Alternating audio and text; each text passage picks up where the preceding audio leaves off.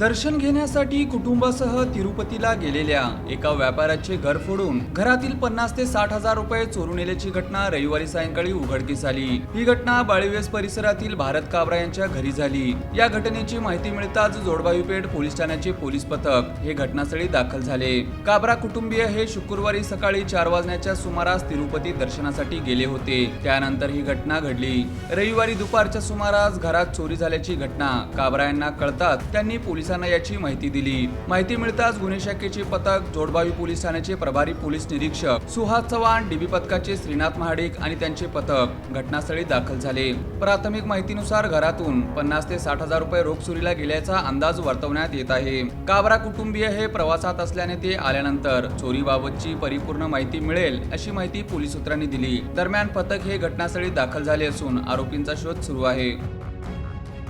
तासापूर्वी मी घरी असताना मला इथून फोन आला भुतडाचा की असं काबरांचं घर फोडण्यात आलेलं आहे बाळवेस चौकातलं। तर मी ताबडतोब त्यांना एकच सांगितलं की बाबा घर फोडलेलं जर खरं असेल तर कुणी आत बाहेर करू नका, जाऊ नका आणि मी येतोय।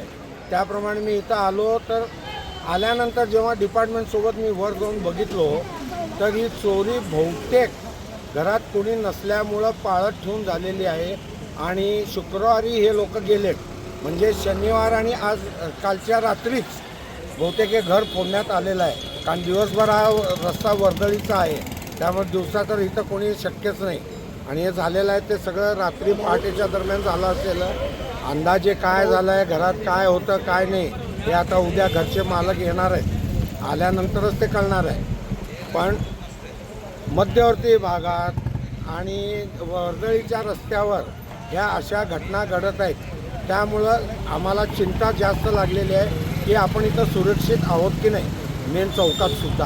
आता सध्याला आम्ही आमदार साहेबांना फोन केला होता तर विजयकुमार देशमुख मालक हे ताबडतोब घटनास्थळी आले आणि त्यांनी डिपार्टमेंटला ह्यांच्या घरच्यांनासुद्धा सहकार्य करा म्हणून सांगितले आणि डिपार्टमेंटलासुद्धा सांगितलेलं आहे की बाबा शक्यतो लवकरात लवकर छडा लावा आणि हे का बरं होऊ लागलेलं आहे, पेट्रोलिंग वाढवा असं सुद्धा त्यांनी सांगितलेलं, रात्रीची गस्त वाढवा आणि इथं शक्य असेल तेव्हा इथल्या नगरसेवकांना पण त्यांनी सांगून गेले की इथं 2-4 कॅमेरे लावून घ्या महापालिकेकडून, त्यामुळं नागरिकांची सुरक्षा तरी राहील।